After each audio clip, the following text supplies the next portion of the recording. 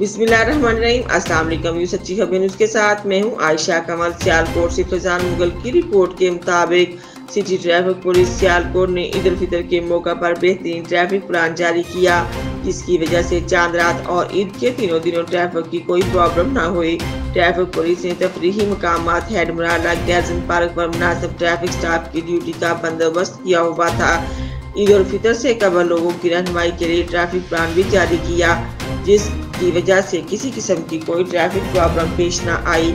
Traffic police के जवान शहर और तहसीलों के मुख्तलिफ चौकों चौराहों पर अपनी ड्यूटी ऐसे तरीके से सर अंजाम देते रहे, जबकि डीएसपी ट्रैफिक सिटी सदर हेडक्वार्टर सियालकोट जवानों के साथ शाना बशाना ड्यूटी सर अंजाम देते रहे, जिसकी वजह से रोड पर ट्रैफिक रमादमा रही, जिस पर सियालकोट के शहरियों ने ट्रैफिक पुलिस के जवानों और डीएसपी ट्रैफिक को अच्छी प्लानिंग पर सराहा।